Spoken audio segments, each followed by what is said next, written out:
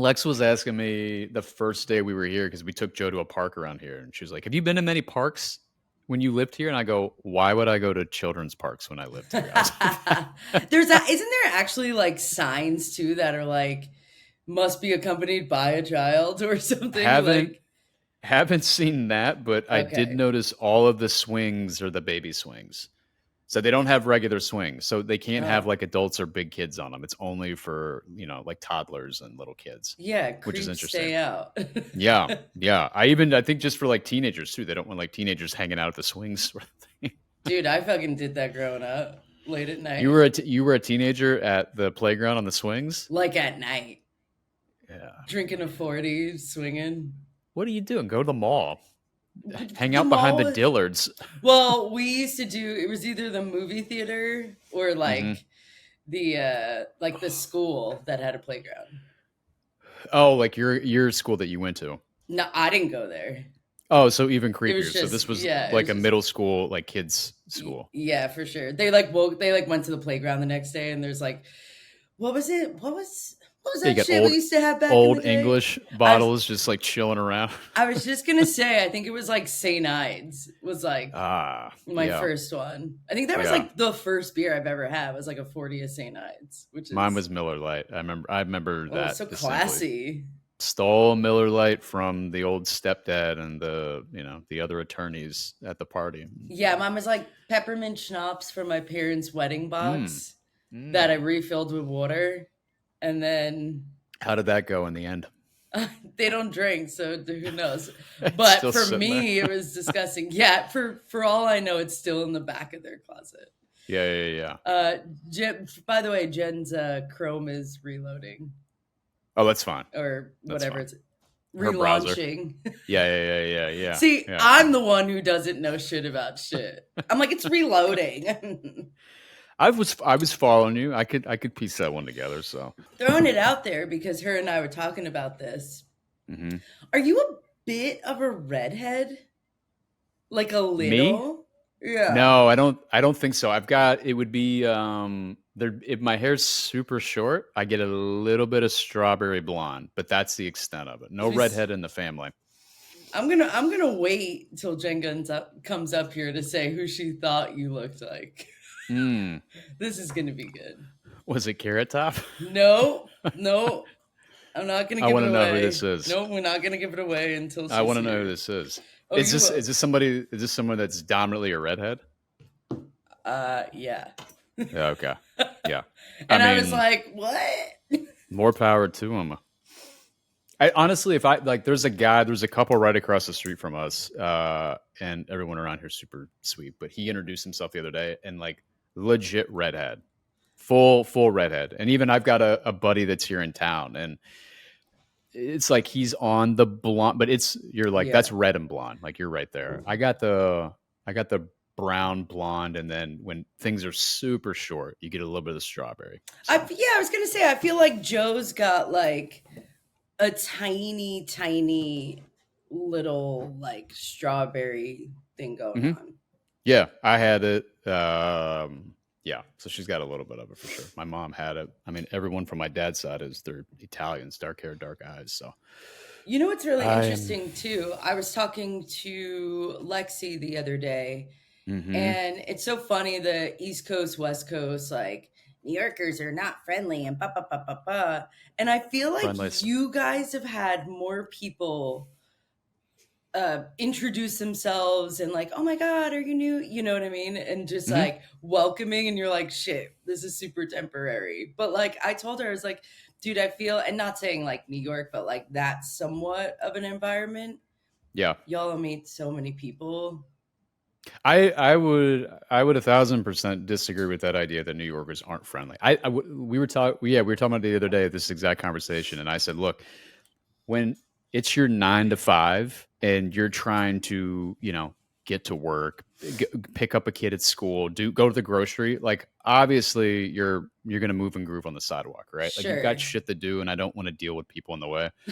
Whoa. There she is.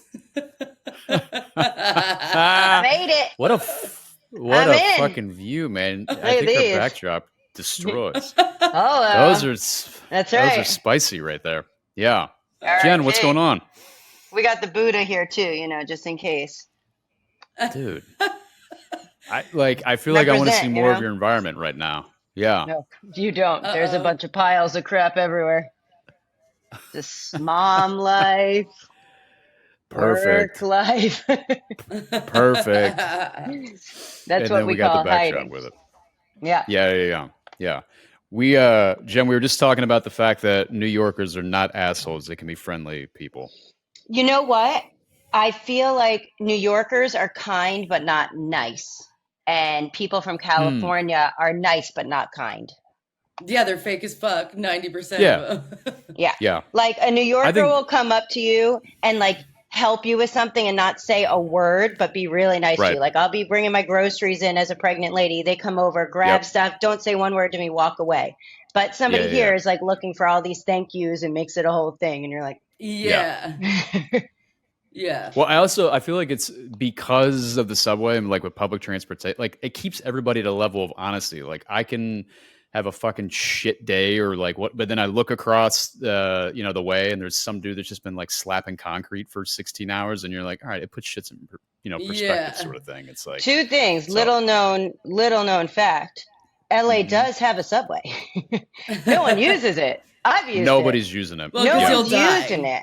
Yeah. No. But Yeah. Yeah. other thing is I used to take the subway. I lived in the Bronx in New York. And Nice.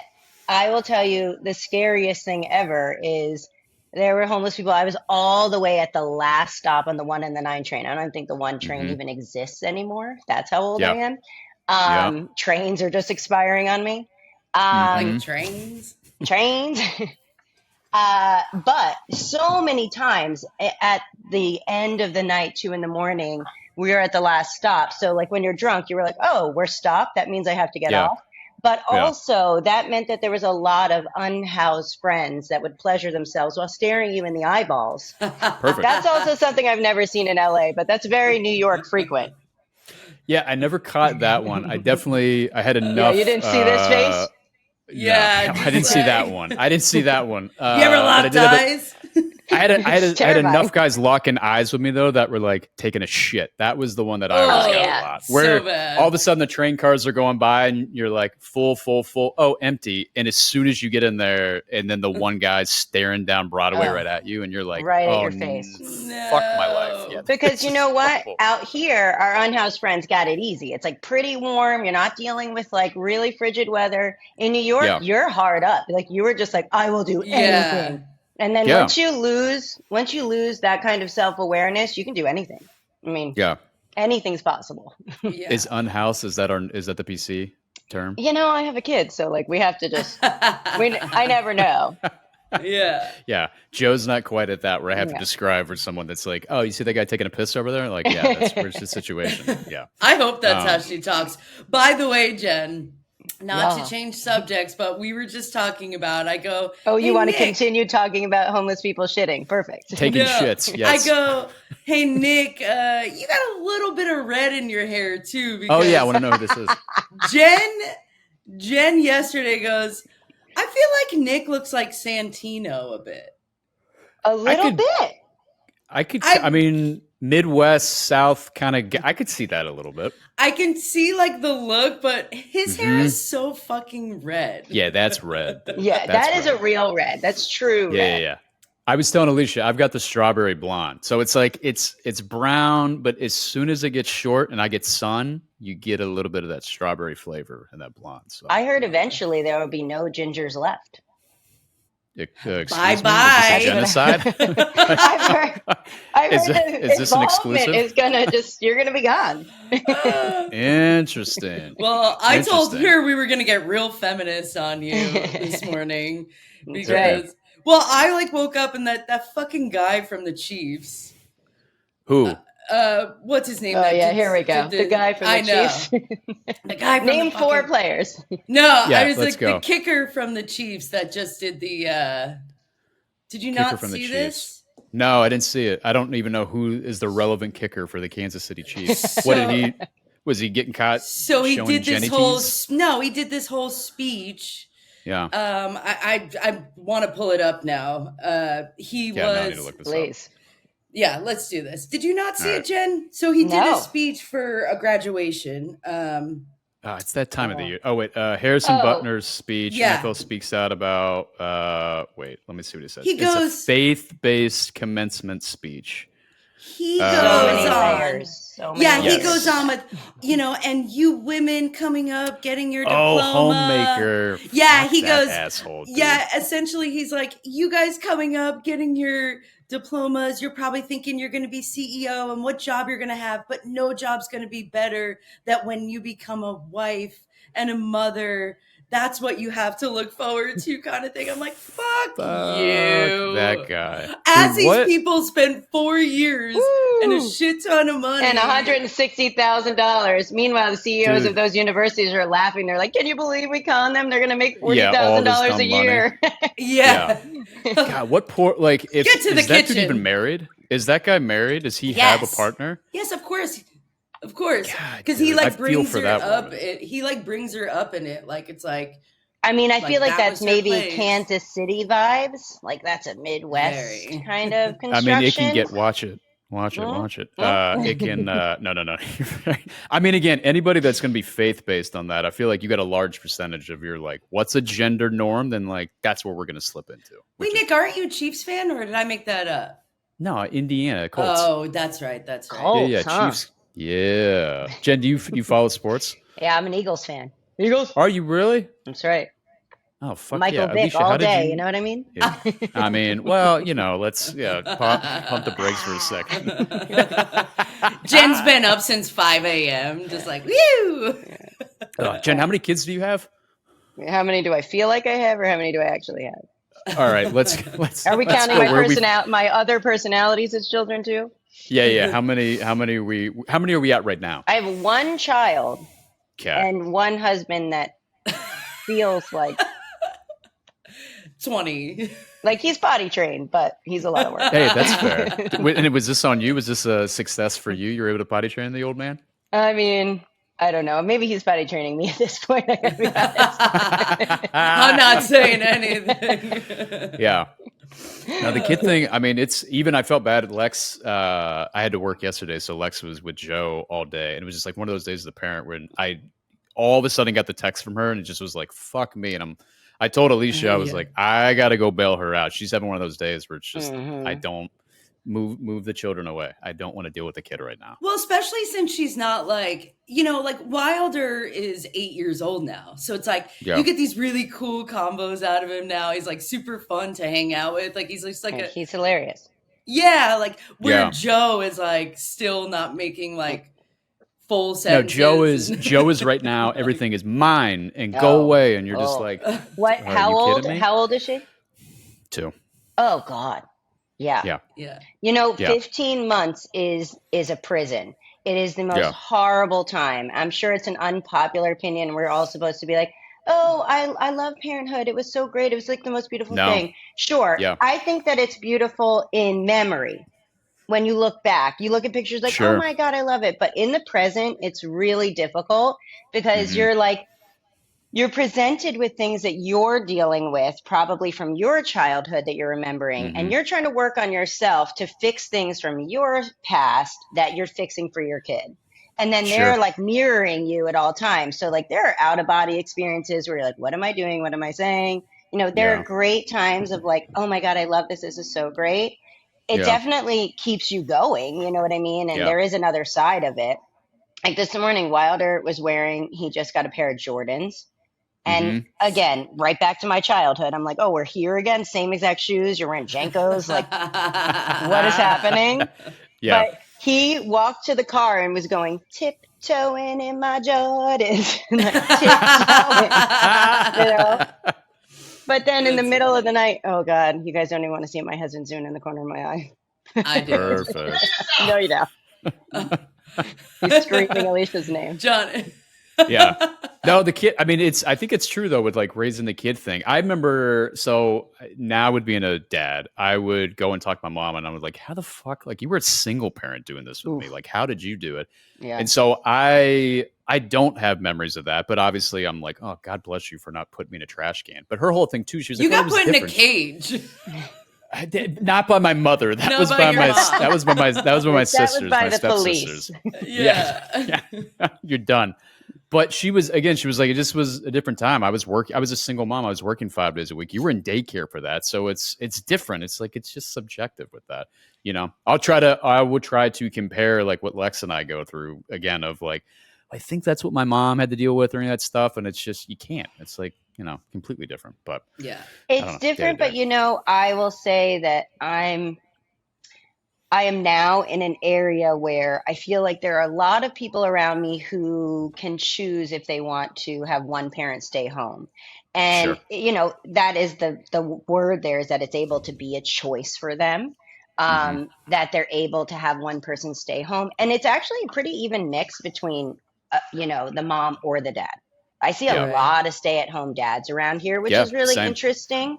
But I will say something that makes me nuts is, I get that, you know, people are throwing around the word trauma all the time. Although, you know, generations before us had like wars. They killed people and they came home and they didn't say a damn thing. And then, you know, that's real trauma. They just held it in and just took it in. And now you're like, my mom yelled at me when I was 3 and I remember it. Now I'm traumatized. It's like, that's bullshit.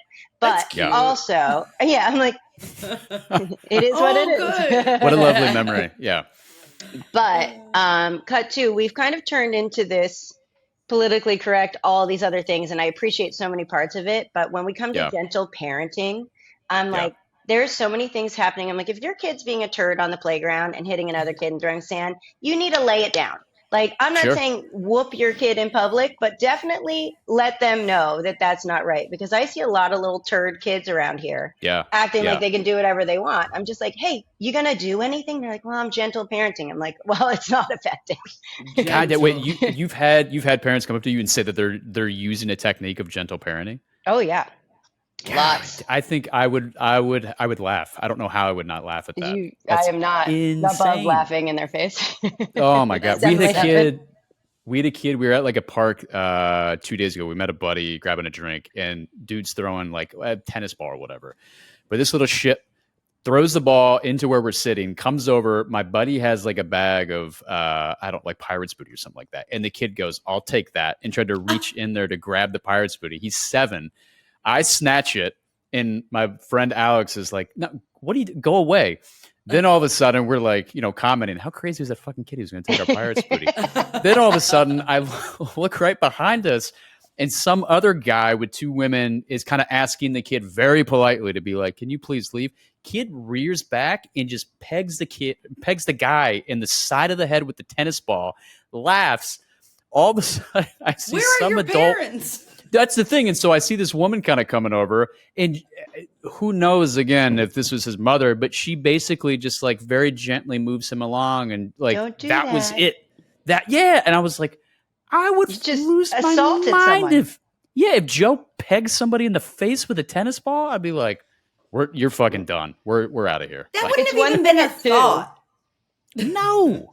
At like 7, my mom would look at me and be like, no. Actually, if she did that at 2, I might be like, hell of an arm, girl. Like, let's keep that going. No, but the gentle parenting thing. That's I don't crazy. Know. It's a new age with this parenting stuff. I always rear back, and when I go, what the hell is my intent? If my intent is good with my kid and I'm trying my best, obviously you're going to have some moments you want to take back, but you have more of them where you're like, no, I think I handled that right. And I'm figuring it out as I'm going. Like, I don't know how to do this. You know, I don't think anybody does. And every kid is going to have a moment where they're like, you did this and I blame you. And you're like, wow, I really thought I was doing the right thing at the time.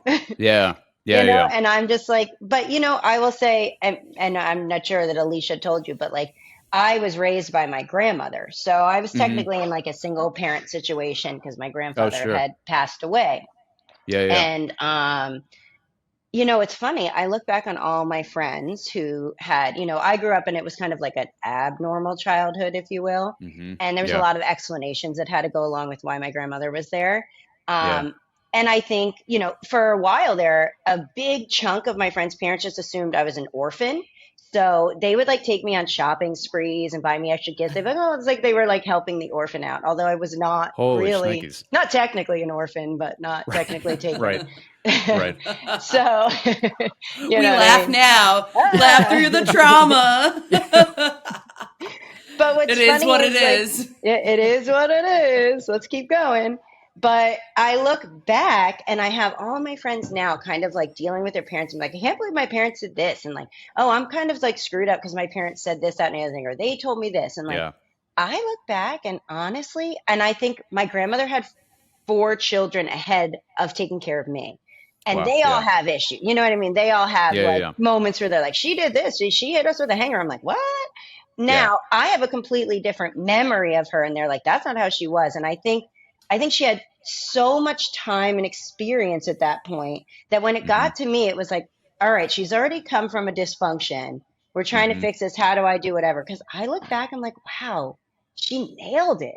And who knows? Other people may be looking at me like, where'd you come from? Somebody messed you up. But in my mind, I'm like, yo, you crushed. You crushed it.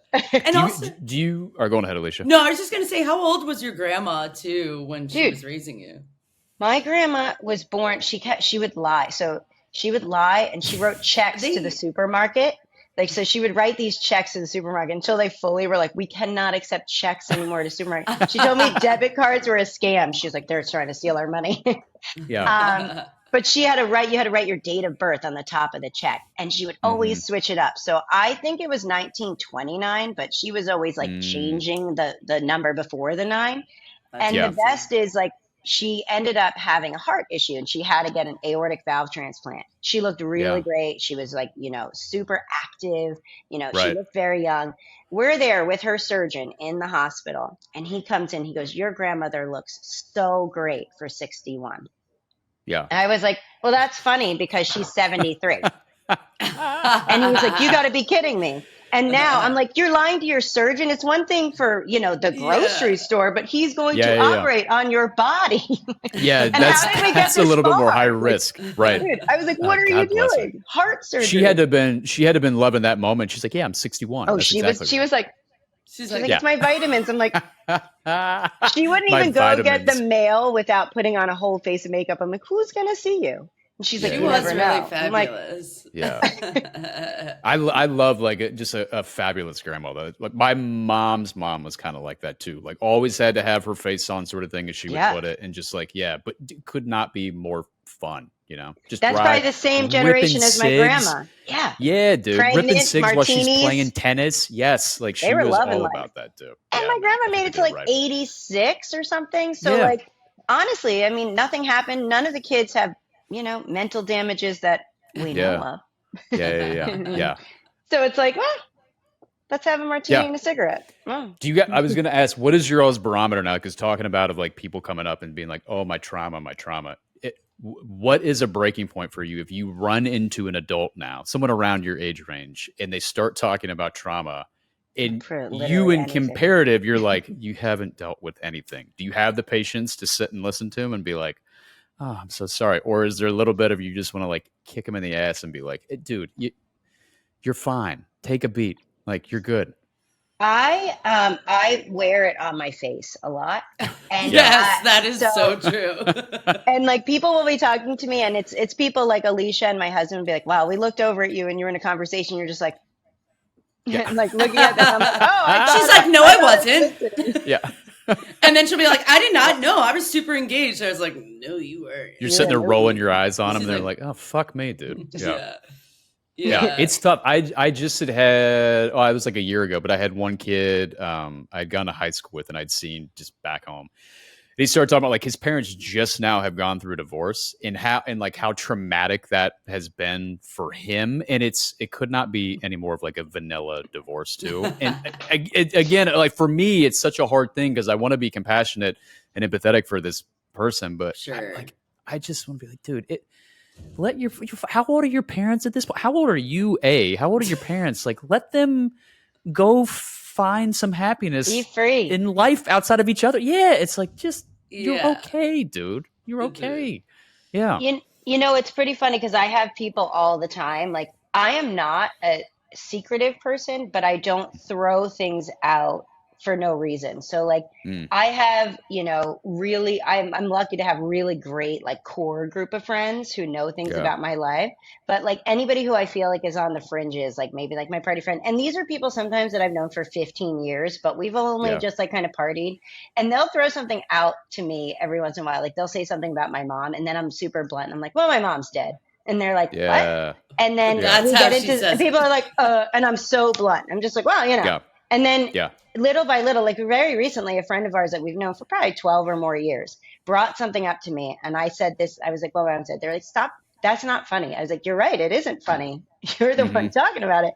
And then we kept going. And then they found out this whole thing about my life. And they were like, how have I known you for this long and not known any of this stuff? I'm like, I don't know how we've known each other this long and you never had a deep enough conversation to ask. Like, I'm not hiding it, but I'm not throwing it out there. But I feel like people with trivial trauma just throw it out into the wild.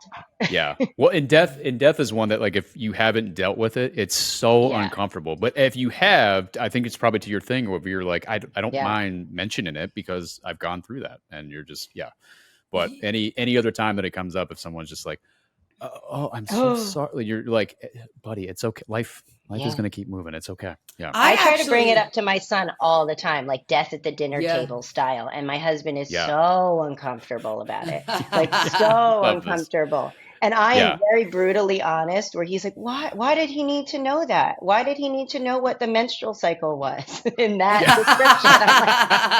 I'm like, I don't know. Because it's real shit. Because it's like, going to happen. All of these things are going to happen.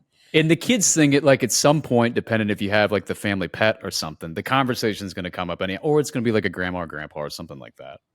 But it's well, I mean, somebody very close to me, they've never dealt with death. And I remember when my dad passed away, it was like the first time that they had ever really experienced it. And I was like, wow, I almost like, there's a part where you want to like envy them, but on the flip side, you're like, no, I'm kind of glad I like grew up and like this happened or that happened. And like, I remember being in 8th grade, someone I went to school with passed away. And that was like fucking nuts. I remember like going to a funeral and being like, whoa, your child, this is crazy. So it's like, it's weird in a sense, like, not that you're happy all these things happen, but like, you can like, I start to be like if I was complaining about, oh, my hair came out like this, or my parents got in a fight, like none of that shit mattered anymore because you've like seen and been through real ass shit. So I think that's the thing, is people with the trivial stuff that they talk about they haven't really, and they should be grateful for it.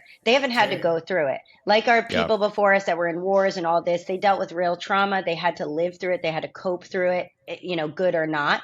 And now people don't have any real traumas that are happening. So it's almost like they're fabricating it as like a talking point or something to deal with because their brains want something to focus on. I mean, and we're just constantly creating these fears. And the biggest fear that anybody has, that most people, most common, is the fear of death. And nobody meditates or like, you know, finds these ways to cope, you know, before these things happen. So we're confronted with these things and we don't know how to deal with it because we attach so much to a word like death. How many things just flushed your mind when you think of death?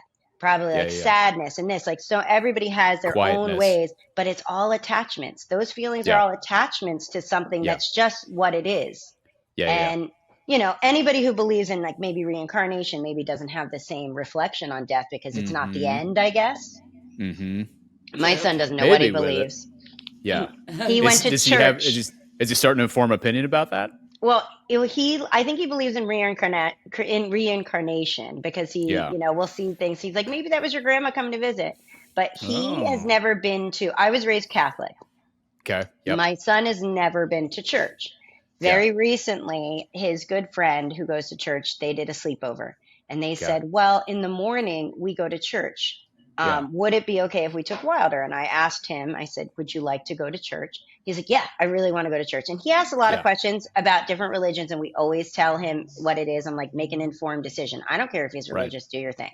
So he goes to church, and we get back, and I'm like, how was church? And he's like, it was all right. I was like, do you want to go again? He's like, no. He's like, hey, did you know that Jesus's blood is wine? And I was like,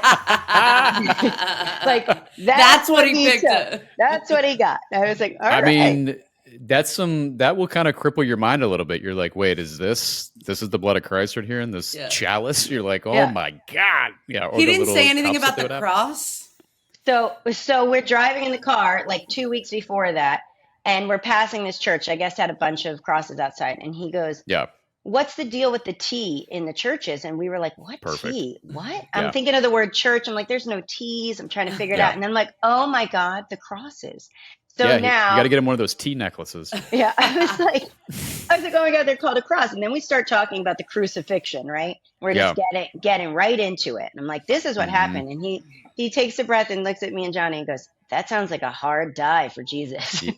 I was like, yep, it doesn't sound That was a little brutal for old Jay over there. Yeah. How was his knees after church service? Are they still getting down on wooden church pews?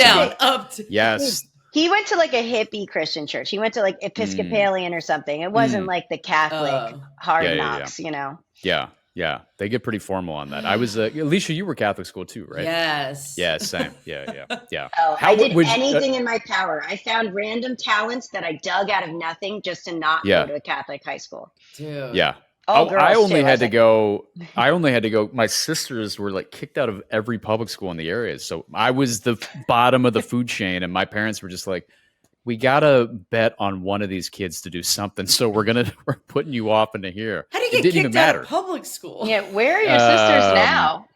Well, they're doing their thing. One of them's in a cult, and the other two are, doing whatever else. But that is true. I know two people that were raised in cults. What do you remember the cults? No. Oh, so my oldest is on her, I think, second cult at this point. So it was the Branham Tabernacle, which they're all the same. I feel like I've heard that name though. Yeah, they're the worldwide, which I had always thought. I was like, oh, this is a group of just individuals that are setting up shop here in Southern Indiana, and it's like, no, they're over, they're going international with this. Yeah, global. But she's that, and then. Who would have thunk it? Branham Tabernacle got a little wonky, so they decided to go next door to the Church of the Red Door. So that's their new cult. Church of the Red Door? Yeah. Alicia's into that one. She's like, I'm going to go. I'm writing it down. I'll send you. I'll send you some literature that my niece and nephews likes to send to me all the time about how I'm going to burn in hell. So that's fun. How old are they? People tell me that. Older now. So the oldest, this is when I was living in New York that they would publicly shame me. They're like, you're going to hell. Yes. And I was like, a 7 or an 8 and a 6-year-old. Wonder where you got that idea. I was like, fucking mom and dad. That's crazy. Yeah. But they're older now. And maybe it's because of your ginger hair. Like, you're Could evil. be because I'm burning with it. You know what? I'll accept that. If that's the cross I have to go die on because of that, it's like, well, fuck me. My cult was Holy Family. No, I'm just kidding. Wait, did you was your school Holy Family? Yeah, I went to Holy Family and then St. John I went to Holy Family. Would you look at that? Yeah. We had a hymn to the Holy Family we had to sing every day. I don't remember that. That was interesting. Are you guys still church goers? Are you still believers? Joe's been baptized. She's accepted Jesus Christ as her Lord and Savior. She's done it. She's accepted. Lying by herself. I was like, wait, what? No, told you. No, that was I remember being a young kid, probably just a couple years older than your son, and start being like, wait, creationism? Like this doesn't make any sense. And it was very apparent. I was like, no. For me, it was the women thing. I was like, wait, why can't I be a priest? And like that explanation really fell flat because I came from a very like strong feminist family. Like my grandmother was like with it. Like I'm talking about, you know, she moved to other countries, like she moved to other states so that she could like get a legal divorce. She was the first woman manager at IBM to have people work under her. Like she was not having that. And I was like, how are we Catholic if this is what's going on? But I think it's just like, you know, she had done it her whole life and was like, this is what you do. This is my social group. But she fought against so many things. Like she fought against her friends with like the pro-life situation. You know, there was a lot of, and, you know, her best friends were gay. So she was like, she wasn't really loving that whole, I mean, I guess she would have loved to see how things are turning out now, but But I always say, you can't be a priest. I was like, well, this is a bunch of bullshit. I always say, like, I don't mind faith. If somebody has faith in something, that's phenomenal. If it helps you get from day to day and kind of makes sense for the world, it's the religion. It's the religion affiliation thing that I go, I can't deal with this, dude. I've had too many instances of where it's like judgment passed, or even if it's not directly passed to you, you know that like behind closed doors, they're like, well, that fucking sinner. And I kind of want to put my hands up and be like, you have no room to judge. Like, what are we doing here? You know? So I the feel faith the thing, same way. all about it. I love that people have hope. They have something to believe in. We all need something to believe in. You know what I mean? It keeps you going. But when it comes to everyone like categorizing one person and saying, well, if I'm in this group, that means I hate that group. Yes. That really is an issue for me. And what's interesting is I do, you know, yoga teacher trainings where I train people to be teachers. And in yoga, you go by something called the sutra. Yeah. And it's an ancient, you know, Sanskrit text. And what's so funny is like when you look at all these ancient texts from different religions, there's lots of similarities. But like, let's say the 10 Commandments, for instance, because we're all, you know, raised Catholic, every single commandment starts with thou shalt not. Have you ever had a friend that was constantly telling you, you shouldn't do this, you shouldn't do this? Would you be friends with that person if they're constantly like, you shouldn't? But why not tell you what to do? And that's what's so interesting about the sutra is everything is a guide of what you could do to make your life better. There's don't do this. It's this is what you could do. This is a path that you could choose. And everything is in a positive text as opposed to thou shalt not. And so many of these religions have the no, no, no, no, no's instead of the what do we do to be this? Well, I mean, it's been years ago and I'm probably going to butcher this, but got really into Buddhism it was from like a college course, but I remember like going through and learning. Was it Richard Gere? Richard Gere signed you on. You were like, ooh, Richard Gere's Buddhist. I'm into this. It was not Richard Gere, but it would have made a much better story. He influenced me for sure. Did he really? No. Oh, I was like, Jesus, that's still a rando one. Still would, Richard Gere, if you're listening. But I love with Buddhism because Buddhism was like at its like core was this whole thing of where there was no discrimination. Like whatever worked for the individual to make them a better person should be celebrated. And I remember reading that and thinking, what a beautiful way to look at life. You don't have to necessarily fall into Buddhist principles, but it's just saying that, no, if someone has like taken the time and energy and they have something that's of importance to them and how they then look at life, and it not only positively contributes to them, but to, you know, the people around them, like that should be celebrated. And I was just amazing. Great. There's a lot of really great Buddhist principles for sure. I think, you know, as far as an organized religion, if that's what we're calling it, I think there's a lot of really good, I think they all do. They all have really good principles. Honestly, my friends that are Jewish look like they're just like living their lives too. Like they like look like they have the best fun, the most food. They're always celebrating something with food, which I can. Food is good. Yeah, food is good. They got good bread, like challah. Have you guys had hamantashes? No. Oh, what's that? Lexi's dad brought these. It's probably a year ago, but I cannot. There's is like Lexi all the Jewish? Hasidic. Yeah. She is. Yes. Wow. I never knew that. How dare you assume that she wasn't? People always assume I'm Jewish. I get shaloms all the time in West Hollywood. I'm Do you really? I didn't realize why for the longest time. It's because I wear black and I have dark hair, I think. But somebody one day was like, yeah, they're like us. I was like, what does that mean, like us? And they were like, you know, Jewish. I was like, oh, I'm not Jewish. You're Hasidic, right? Yeah. I was like, what? I just got turned. I was taking Joe last week. I just had her for the day. I was like, we're going to go find a toy store. I was like, this is your lucky day. So I found this toy store, get her on the G. We go up. We're in like Flushings in Brooklyn. And it's been forever since I've been back to the city. But that's like the complete like Hasidic Jew area. So we get out, all the dudes in their beaver caps, everybody's rocking black. Joe's got a rainbow shirt on, whatever. Eyeballs the entire way down, right? All of a sudden, I see the toy store, and I loved it because it's like Toys for Us. It was like a ripoff of Toys R Us, the whole brand name. They kind of looked like they were closing down the gate to shut up shop, but the door was still open. So I peek in with Joe, and all children behind the counter, which I was already like, okay, God damn it. Yeah. One older gentleman was right by the door. And so I was like, oh, are you guys still open? And he's like, no, we're closed. Okay. I start to turn around with Joe in the stroller. All of a sudden he goes, how much? And I was like, excuse me? He's like, how much you plan on spending? I don't know. I was going to get my kid a toy. I was like, I don't know, 30, 40 bucks at most. And he goes, we're closed. And I was like, yeah, I heard you the first time, guy. No way. Yes, dude. I came back to Lex and I was like, get your people wrangled over here, man. They just shunned me and your daughter out of like picking up some toys, dude. Yeah. Do you think if she went, it would have been different? Do I think what? If she went, would have been different? No, again, it's like Lex. I mean, she's a blonde hair, green eye. Like it's, and she's not Hasidic, right? No. Her family falls into the fun category, like doing, big family dinners and, like you said, good food, and it's just all of like the liberal Jews things. Are what's up. Yeah, it's fun. They don't just take anybody either. Like Catholics are like, yeah, sure, everybody can come in. Like Jews are like, I don't know, come back 4 more times, we'll talk.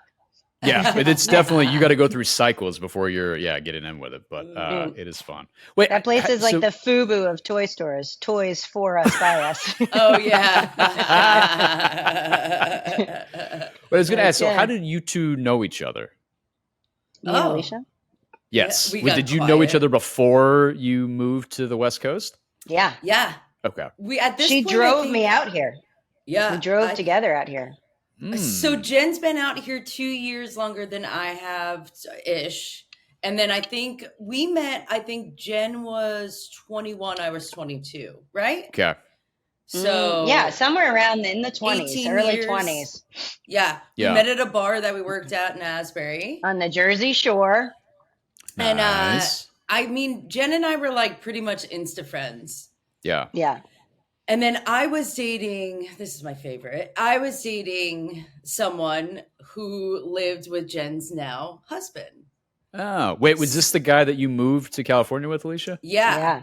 Okay. So Jen and Johnny moved out here first, but they were dating. So it was like friends, like best friends dating best friends. Like this is going to be great.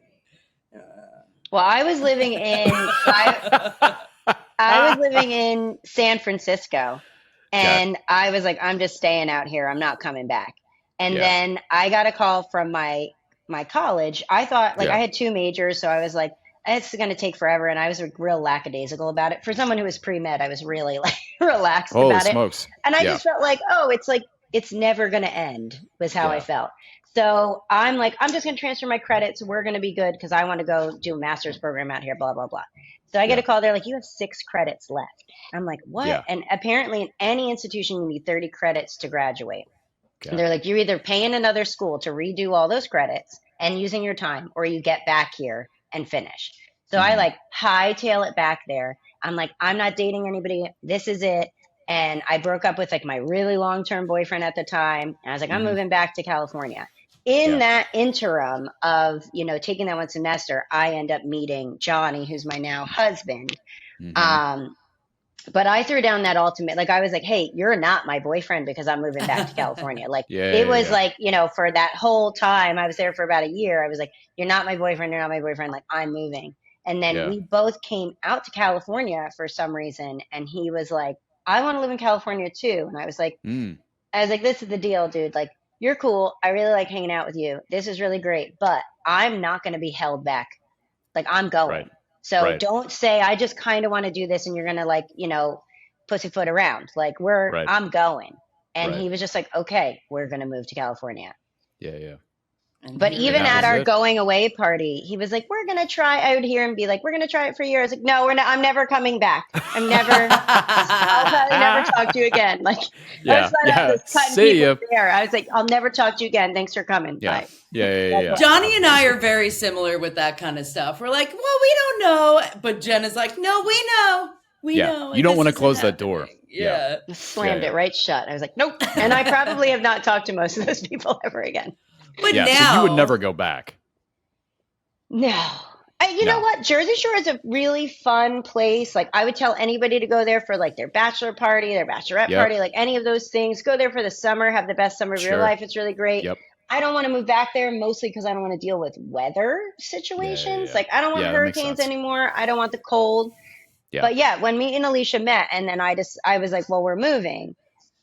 She had not done a ton of traveling at the time. And I went to our job and I asked Johnny, he had been in a band touring for years. He hated driving cross country. He was like, I don't want to drive, but we had to bring the car. Yeah. And I was like, Alicia, would you want to go? She was like, that'd be amazing. So I go to our job and I was like, I need to cover Alicia's shift. Like all of her shifts are this amount of time so that she can come with me to drive me to California so she can do some traveling and we'll make it a trip. So we ended up getting her shift covered. Her mom is furious with me. They thought I was going to get raped and murdered. You guys are going to die. She was calling me like, I can't believe you, worst decision ever. You're going to die. I was like, I've already driven cross country like multiple times. You're totally not going to die. It's like not a big it's deal. Fine. But she was pissed. Yeah. And then, don't take my baby. But I also was like an adult. At that point, I was what, like 25? I was living years old. Yeah, I was like living on my own, or 27 or whatever it was. And I'm like, yeah, but you were probably still a stone's throw away from her, right? Like if she wanted to pop over. Yeah. So that's half hour is a little bit different than biggest mistake of my life, driving cross country. It was the best fucking week of my life. I was like, you're wild. But Robbie and Johnny, who live together and are our best friends, decided to fly and meet us in Flagstaff. And then we all did Grand Canyon together. Then we drove into San Diego, and then, they ended up driving us up. And then 2 years later, they both moved out together. Yeah. Where they had a really happy relationship until they broke up. for about one more year. And they broke up a week before our wedding when they were the maid of honor and the best man. Oh, that was fun. Yeah, it was totally fine. It was pretty cool. That's a perfect. That was very cool. Yeah, that was very cool. But so many things were scheduled that everyone else in the wedding party had like a separate thing, and just us were like trapped in a car driving from West Hollywood to Malibu in the dead of summer, taking photos. Just the four of us. But my favorite cute couples. My favorite was Johnny had like.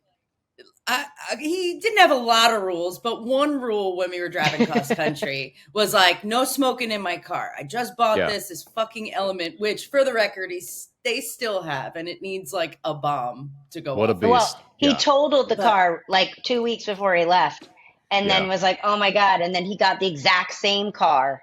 Right away. And then he was like, no smoking in this car. And we were like, the first thing we did when we got out of state was buy a carton of cigarettes. I don't think we got out of state. We were ripping cigarettes. And literally day 2, we were like, should we just leave like the guys and just like, do we live in a car now? Like we just like, we had a whole new plan. We like Thelma and Louise were like, fuck you guys. We live in this car now. Like we had a television, 2 boxes, and a huge hula hoop in the car, and that was it. We hula hooped in every city. How do you not think about just setting up shop with that? That sounds like a wonder. It was sick. What was the name of the drink? We got this crazy energy drink. What was it called? It was the fucking 5 or something like that. What is it called? No, it had a crazy name. And it wasn't like a Red like Line. Alcohol. No, Red Line. Oh my god, the little ones? Red Line. It had a meter on the side of the bottle. It had a meter that would tell you how much you could drink, or like you would go into cardiac arrest. Wait, what? I was driving, and I was used to going on this drive to Tennessee. Yeah. And we got a huge case of this Red Line. And I drank who knows how much of this. Alicia falls asleep. She wakes up. We're somewhere near Nashville, stuck in traffic. I looked like a full crackhead. Like I was just like, I'm totally fine. We're just going to keep on driving. And she was like, how much have you drank? I had been driving for like 27 hours or something. And now we're stuck in like gridlock traffic. And she was like, this is so odd. I was like, I think I'm having a heart attack. Like, I just like, everything's pulsing, everything. I can't breathe. But I love the first article I love the first article is Redline Energy lawsuit 2024. That makes sense. It's definitely not on the market anymore, but we would drink it. There was like a good year and a half where we all drank it to work. And it was like, it was straight up crack. Yeah. Or cocaine, something very like, it felt like liquid Adderall. Like you were just like, oh, I'm awake. I'll never sleep again. Oh, go ahead. Go ahead, Alicia. No, go for it. No, I was just going to say my other favorite was Jen's very like, I got it. So like we would always try to alternate like driving. But the fucking worst part was she would always take the day shift. And then halfway through the day, I'd be like, hey, let me have like a little bit of the day. And she'd be like, no, I got it. We're fine. Next thing you know, she's been driving probably for like 10 hours, but then would be like at 9 o'clock at night, be like, can you finish? And I'm like, well, I didn't nap because it's exhausted. Bright. I was like, now you want me to do the fucking god awful. I'm already crashing and burning from fucking. That's where the red line came in. That's where it is right there. You have to be a good co-pilot. You got to stay awake, right? You can't take a nap. I didn't want to sleep. I'm like, I want to see everything. I've never gone at that point. I had never been further west than like probably New Orleans. Maybe or I don't this even was know. A big pop in your cherry. I'd never my biggest thing driving cross country was I had never seen a cactus in the wild. And I remember people being like, what do you mean? I'm like, I grew up on the East Coast. We didn't have fucking cactus. Dude, if you want to like the joy in someone's face, I'll never forget when we got to the petrified forest. Dude. She was just like, it was like something exploded. She was like, oh my God. I touched just like everything. Unbelievable. It was like a child seeing a lollipop for the first time, you know, like she was just like, oh my God. Like, and she kept like touching it and like, take another picture of me with this one. I'm like, it's really cool. It is super cool. It's very cool. Yeah, it's super cool. Well, it's cool. I mean, it's nice that you guys have that memory of taking that trip and everything. So. Dude, it's the best. Honestly, I didn't even want to meet up with the boys. Like we were like bummed when we're like just doing your thing. Like day of, we were like, like why are they here? Yeah, go away. Like I was so bummed. I was like, no, because we were like, you know what? We were in sync of like, anytime we saw Route 66 where it was like historic Route 66, we were like, yeah, fuck it, let's go. Like there was no like conversations like, maybe we don't do this. It was like, oh, it's only 4 hours off route. Fuck it, let's do it. Yeah. Well, it's easier. Like, it's just the two of you to make a decision, right? And the boys, we didn't even make decisions. We just agreed on everything. And then the boys were like, well, let's think about it this way. And we're like, I hadn't done anything like that. I'm pretty sure that's marriage in a nutshell right there. For did it all by yourself, and then all of a sudden you have to ask somebody else, and you're like, oh God. Yeah. Jen, so I got to ask you, so Alicia was telling me, so you just mentioned too, you've been a yoga instructor. How long have you been involved in yoga? I've been practicing yoga for over 20 years. I've been teaching for about 12 or 13. Okay. All right. And so here's my thing. I love yoga. I've only gone to one public class though. Two reasons for this, which I'd love to get your take on it. One, anytime that I go or take a class, the instructors go too fucking quick with whatever what do you call them? Not moves, but stretches or whatever. Poses. Poses. Thank you. The poses. All that I'm doing is watching them and watching how I'm not doing it correctly. And then all of a sudden they're on to the next, it's so aggravating for me. Yeah. The other thing is the one class that I've gone to, which I didn't realize was Bikram's the hot one, right? Yeah. Yeah. Okay. I got asked to go to a class that was, unbeknownst to me, was a Bikram one. Sweated my balls off in that damn thing. Yeah. But 108 degrees. Very specific. So hot. Yes. And it was also a teaching class. So they had different, like people that are trying to be an instructor that were going up and doing different things. At the very end, when there was kind of like, it costs $11,000 to become a Bikram certified instructor. Really? Where an average of most other teacher trainings are somewhere between $2,500 and $4,500. Is it because of the health risk with the heat? You have to know how to monitor people? It's just because Bikram's wild. He's the only the thing about Bikram and why we say the word Bikram is he is the only person in yoga to have copywritten and trademarked a sequence, which is really goes against many principles of the yoga philosophy. And then after that, he started going after people that were using that sequence and suing yoga teachers and studios to get royalties if they were going to say that they are Bikram. So that's why you see studios that don't say Bikram, but they say Hot 26, because if you don't use the name, he can't come after you. That was the loophole to go around it. Interesting. Now he got, a big Me Too scandal. I don't know if you've seen any documentaries or heard about it. So he fled the country when he was about to, get in trouble. He lived in Westwood. He has multiple, they found, I forget the number, but they found some garage full of like over 50 luxury cars, Bentleys, Rolls Royces, all of this. So he was like, it was a very lucrative business for him. And not only that, he's then molesting the people that are in these trainings with him. Sick. God dang, dude. Yes. No more hot yoga. Here's my question with the teaching classes, though. As much as I didn't really enjoy the heat because I wasn't expecting it, but like the class was fine. At the end for the cool down, when I think you're like in child's pose or something like that, the eyes are closed. There's nice, relaxing music. People kept coming up to me and were like massaging my head, and I was so sweaty and so disgusted, and I had to keep like getting out of that moment and being like, please don't touch me, sort of thing. Yeah. But is that a thing? Like they're supposed to go around and I'm a very physical teacher, and some teachers will say ahead of time, I don't teach Bikram. That's a very specific sequence. Like those 26 poses are in the same order every time. Okay. But I am, adjusting is part of the practice. You will go much further in your practice, when you've been practicing for a bit of time. I always try to lead by the rule. First time somebody's in my class and I don't know them, I don't touch them. Sure. Some studios I used to work somewhere where they had like a little white chip. And if you took that chip when you checked in and put it on your mat, that way no one else could really know, but the teacher saw that white chip and knew you didn't want to be touched. Love that. That's amazing. Yeah, it's a very easy way without going in front of the room and being like, does anybody not want to be touched? Raise your hands. But then you're like weirdly shot out too. And I love when they're like, do you have any health concerns? Let's just like announce your heart attack in front of the entire room. Yeah. I'm not That's telling always you. my favorite. But is the adjustment side of things, because I actually didn't mind when I was trying to do the poses and somebody would come over and, help me out with it. That was fine. It was at the very end, though, for like the cool down where I'm just soaked in my own filth. I don't want somebody touching me. Like, it's not real. Yes, that's what it was. And I kept, the person I went with then couldn't answer it. I was like, is this par for the course? Is this how they get people to kind of relax and come down from the experience? Because some people love it. Some people love it, and some people don't like it and don't want to be touched in that time. It is what it is. Yeah. I don't know. I would say for you, if you like yoga, you got to find the class and the teacher that works for you.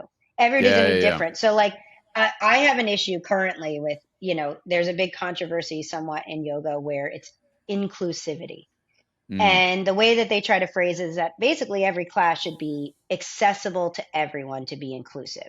Now, I get that in, like, when I say it, that makes sense somewhat, but in function, it really doesn't make sense because inclusivity, it's a big range. So when you're looking at someone like me who's practiced for over 20 years and you're looking at somebody who's taking their first yoga class, how do you layer in between to get all those levels? You can't unless you're talking nonstop, and it's even more annoying that nobody can shut off because you're just talking.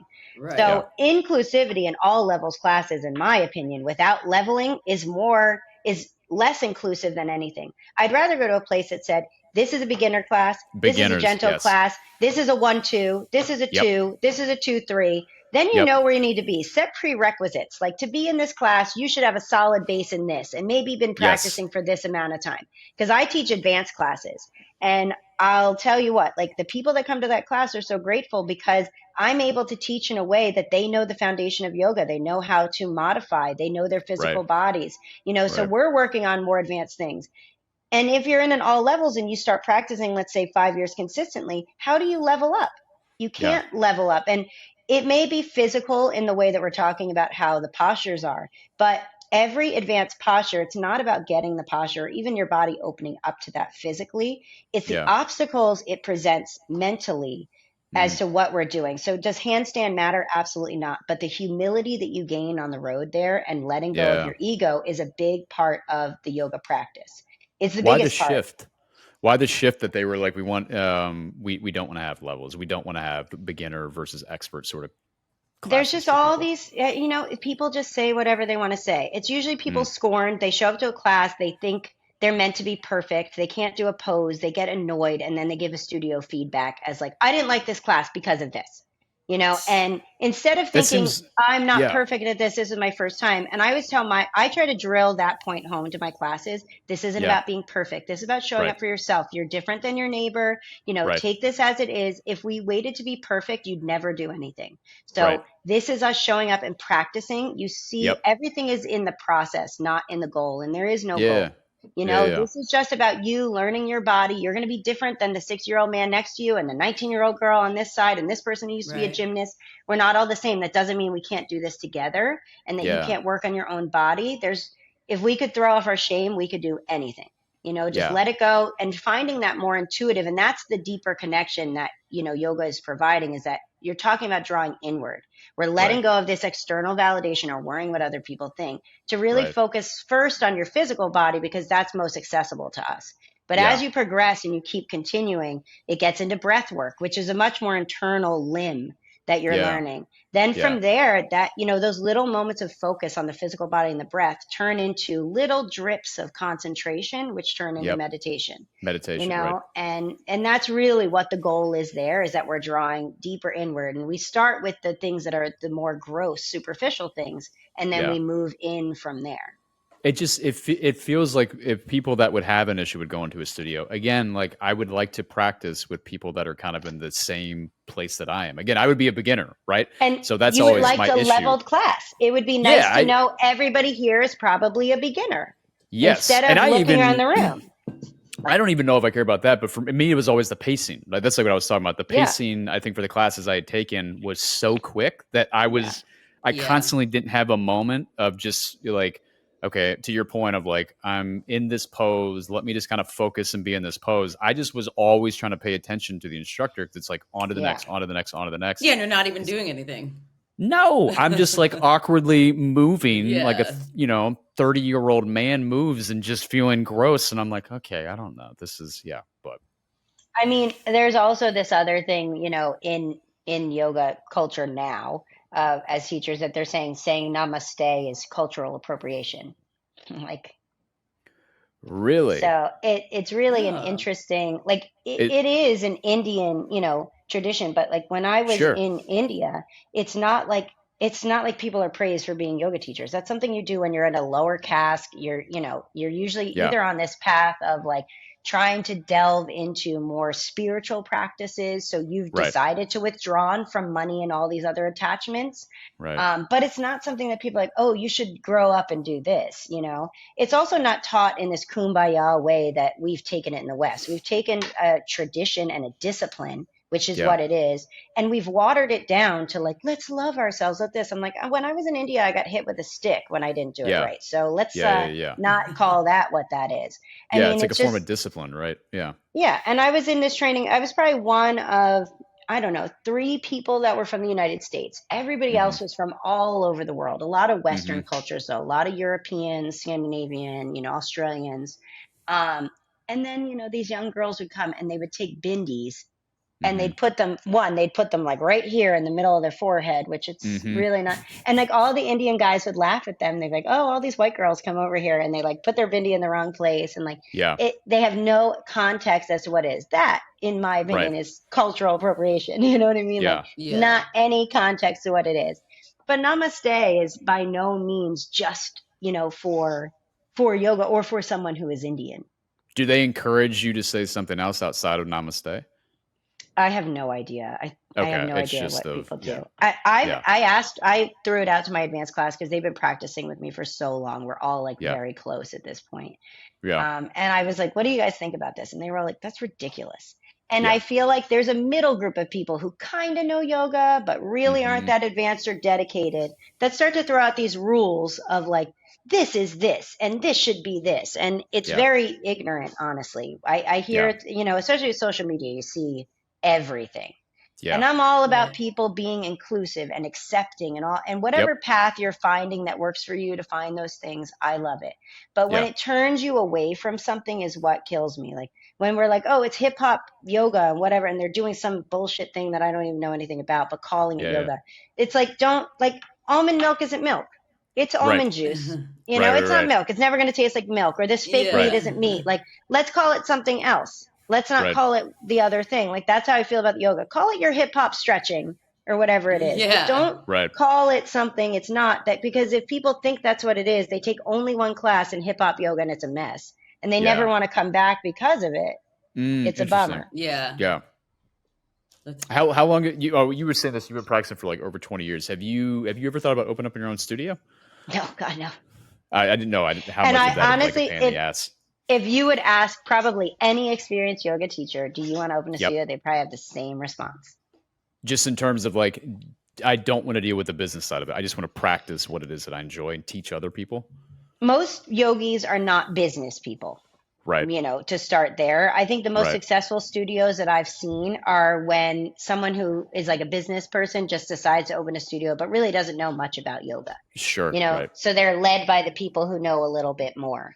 But they know the business side, because there is especially in a studio, there's a lot of business properties that you need to do.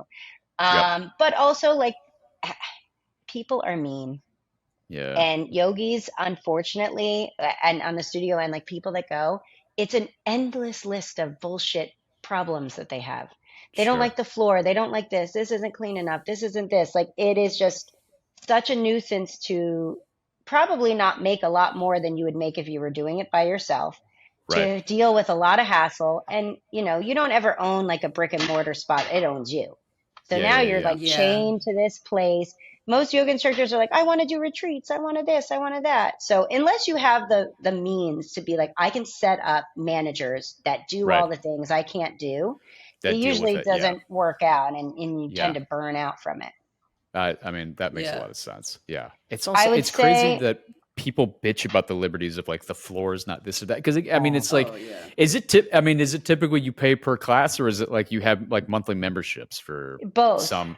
Okay. You could do I could see a monthly membership if you're like, okay, I'm paying for a certain level of whatever quality and it's not that. But if it's a per class setup and you don't like the class, go to a different studio, I would assume, right? Like find a different instructor. They complain. Listen, I had a student complain not that long ago about another student's feet.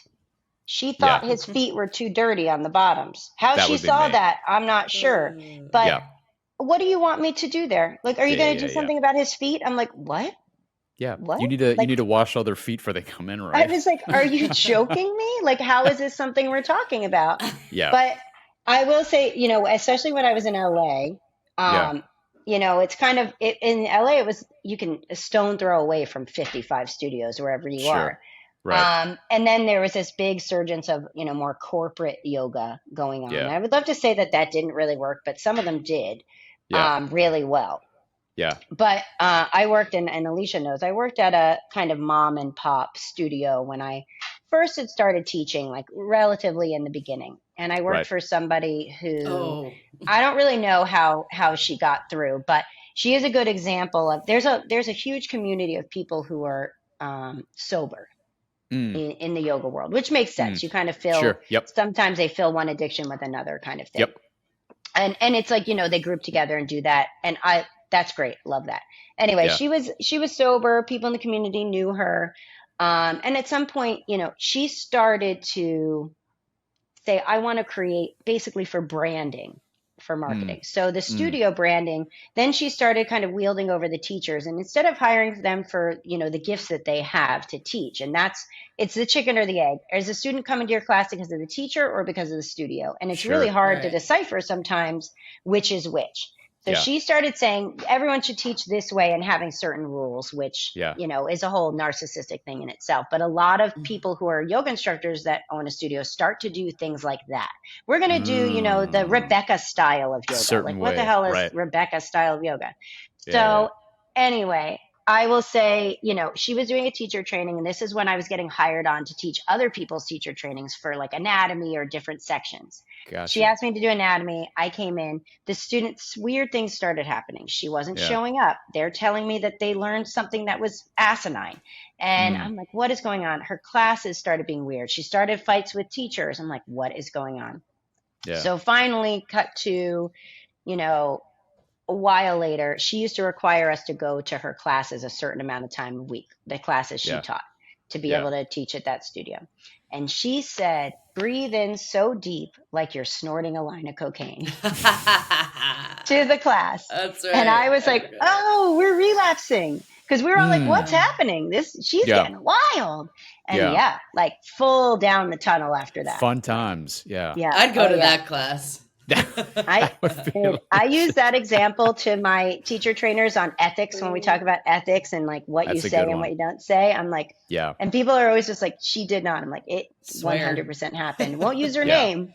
Yeah. Won't use her name. She wild. God bless her. She is very wild. Is she still in the biz? Do you know?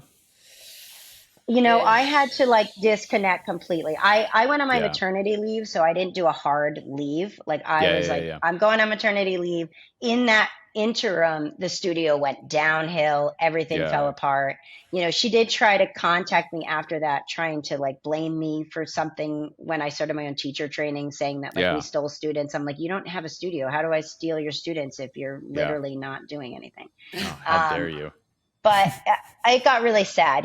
Anybody dealing with sobriety issues, especially for her, it got bad fast. And I hated looking at her and feeling pity for the situation, but also having negative emotions towards her for everything that happened in the studio. So I just, I want to show compassion towards her in some sense. I hope she's fine now. Yeah, we hope you're fine out there. Alicia probably does. She trolls the people I unfollow. I still follow her, and it's awesome. Alicia's doing her Coke yoga classes. Yeah, exactly. Actually, my favorite thing, just like one more thing on Jen with her yoga. Like, please. I remember when she was going to India, we were like, what? Like, she's like, I got to quit smoking. I'm pretty sure you couldn't eat meat, I went right? by myself. She was going by herself. So that's a big one. Thing. Yeah. How long was it again? 5 months. Okay, that's a stretch. So she was gone for a few months, whatever. And it was right. I think you left like pretty much right after I moved here. So she was here for like a week, and then I left. And you ditched, So Johnny and I are like, let's go pick up Jen. Like, this is gonna be sick. Jen comes down the little tunnel from her international flight in this full, what's it called? Your outfit was basically like a Miss Lip, like straight up. I was essentially wearing a sari. She had the bindi. She does this, and she's like hello, covered in henna. I couldn't henna everywhere. I was like, I know Jen. She's gonna want like Roscoe's fried chicken when she gets off this plane. Yeah. She doesn't eat meat. She doesn't want to have a drink. And I was like, oh, what happened to Where'd my friend go? Namaste. Yeah, she was like, Johnny, and I was like, that's your girl. Yeah. I was like, that's crazy. Miss Lippy came out full on. Miss Lippy. Oh, it's the best. This was good. I think. Yeah, this was fun. Yeah, Jen, thanks so much for doing this with us. This was awesome. Yeah, of course. This was great. Yeah, it was a pleasure meeting you. Fun talking to other adults besides my husband, who I work with, live with, parent with. It's man. I don't ever get to see other people's. I know this thing is nice. I like tell Lex all the time. I'm like, because I work from home. I'm like, this is my social interaction. This is what it is. Yeah. I jump on camera and talk. We should get Lexi up on here. We've tried, and it was a failed attempt. It was annoying. Not on her part. It was a tech issue that we had, which was rough. So, but she'll come back. I'm sure she will. So, well, guys. This was great. Can't thank you enough. This was awesome. Jenny. So, of course. Thanks for having me. All right. Later. All right. Talk to you guys later.